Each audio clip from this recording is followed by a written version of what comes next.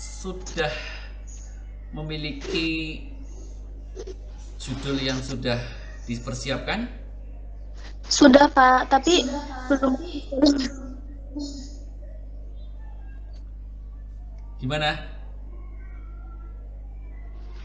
Tentang apa ya? Itu analisis anggaran dan realisasi mengenai proyek Pak. Gimana? Yang jelas nggak? Analisis anggaran dan realisasi proyek. Proyek apa?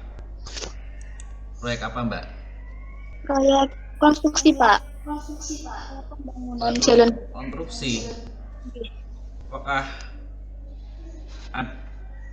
ini penelitiannya kualitatif atau kuantitatif? Penelitiannya kualitatif, tapi dalam metodenya ada kayak buat menentukan kayak ada selisih antara anggaran dan realisasi, kan nanti ada selisihnya, nanti ada selisih menguntungkan atau merugikan, seperti itu kurang lebih. Ini ada konsentrasinya apa, Mbak? Dalam konsentrasinya apa? Maksudnya gimana Pak? Konsentrasi Anda itu apa? Sektor publik ataukah? Kalau peminatan Keuangan nggak apa-apa ya Pak. Peminatannya keuangan ambilnya tentang anggaran sama realisasi nggak apa-apa ya Pak?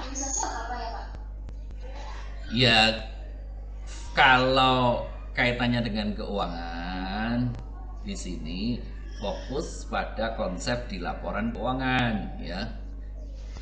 Kalau Anda skupnya cuma realisasi ya, realisasi di apa tadi, konstruksi Proyek. ya. Iya. Proyek konstruksi itu yang ada kehendak konstruksi pembangunan jalan tol atau pembangunan apa, jembatan atau apa lah. Ini kalau cuma Kayak apa? seperti apa ya, proyek jalan kayak gitu sih Pak, yang masih apa ya, tidak terlalu besar gitu. Nah ya, kalau proyeknya proyek anggaran yang kecil, yaitu ya kurang ideal. Kalau Anda misalkan di kampung Anda ada dana desa untuk membangun misalkan jembatan, umpamakan, itu kan namanya juga ada proyek konstruksi. Atau di pemerintah kabupaten ini lagi bangun jalan raya kemana, itu baru agak layak. Tapi kalau konstruksi yang bersifatnya hanya misalkan bangun rumah biasa, itu ya kurang ideal ya, karena sebuah penelitian itu harus skopnya bisa dimanfaatkan oleh orang banyak ya, idealnya ya, itu harus dipikirkan ya. Ya boleh konstruksi, tapi harus ada yang skalanya misalkan, yang kemarin Anda ikut nih di acara itu, Anda ikut acara seminar praktisi itu, Iya, yang kemarin, tapi saya terinspirasi dari itu sih, apa, kan tetangga saya ada yang bekerja di situ, kayak memiliki datanya gitu, Pak, jadinya bisa gampang mengambil datanya, minta datanya gampang gitu. Iya, maksudnya gampangnya itu proyek konstruksi kalau kualitatif kan tidak cukup dengan wawancara pihak-pihak tertentu. Pihaknya ya harus misalkan bisa bagian direksi, kemudian di bagian lapangannya dan sebagainya itu, dan menggunakan standar akuntansinya, menggunakan PSAK nomor berapa, itu harus jelas ya. Dalam mau analisanya itu harus ada fokus yang ada tujuh.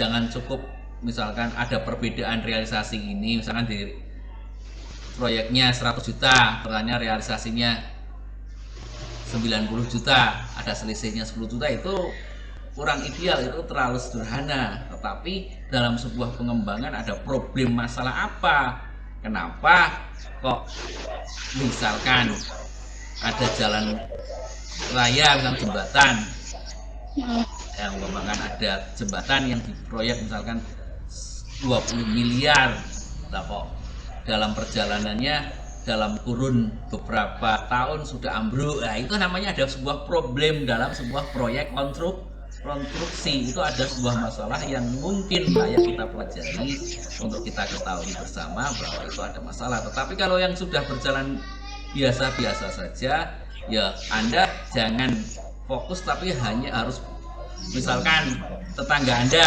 mendapatkan proyek yang begitu banyak mau makan, nah itu boleh ada beberapa proyek yang ditangani, mungkin ada masalah apa yang Anda tanyakan, lakukan observasi dulu, observasi awal kepada pihak yang tadi, tetangga Anda yang tadi di perusahaan itu. Jadi Anda tanya dulu, observasi, oh ini ada problem apa, itu baru menjadi sebuah masalah yang layak dipelajari, ya, layak diketahui oleh orang lain.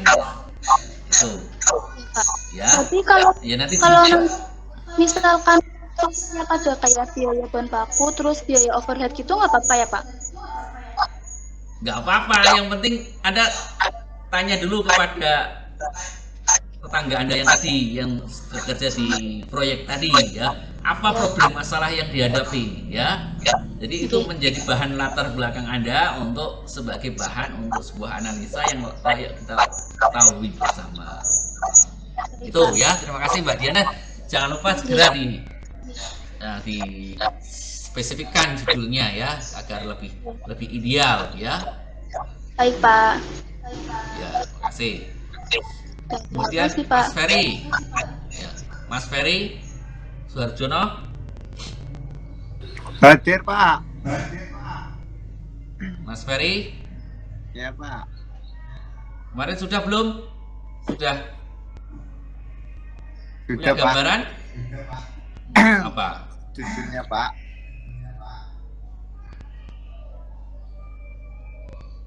Pengaruh arus kas operasi, arus kas investasi, arus kas pendanaan terhadap return saham pada perusahaan pertambangan yang terdaftar di BI Pak. Daftar di mana? BI. Iya. BI, Bank Indonesia, Bursa Efek Indonesia. BEI mungkin. Iya BEI. Itu arus kas ini kan Anda berarti menganalisis sebuah laporan arus kas ya? Iya Pak. Ya, arus kas.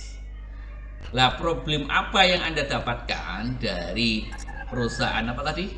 Pertambangan. Iya. Apakah sudah Anda mengamati di berita banyak terjadi penyimpangan?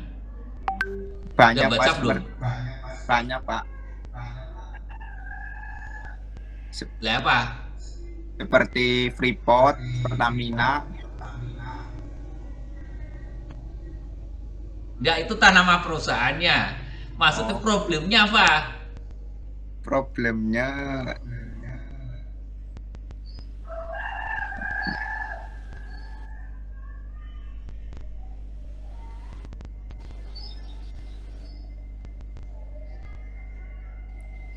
arus kasnya Pak. Ya, kan ada cash flow, ada cash inflow, ada cash outflow. Anda sudah ngamati laporan keuangan arus kasnya belum? Belum Salah Pak. contoh misalkan apa? Belum. Sudah belum? Belum. Iya. Nah, Anda dapat ide itu browsing dari mana? Dari cari-cari di RTI bisnis Pak. Ada judul yang sejenis itu apa? Coba. Nggak ada sama sekali Pak.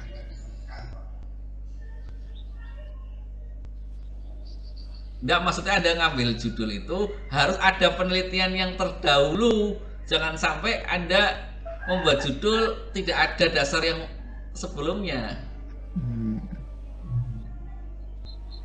Bukan malah bagus, tapi Anda malah menjadikan suatu kesulitan. Nanti dalam proses penghitungan arus kas di sini, karena kemarin penelitian mahasiswa yang baru bimbingan dengan saya, itu judulnya hampir-hampir seperti itu jadi masalah, tidak bisa menghitung problem. Jadi jangan sampai Anda membuat judul tidak ada penelitian yang sebelumnya yang sejenis menjadi bahan referensi agar Anda penelitiannya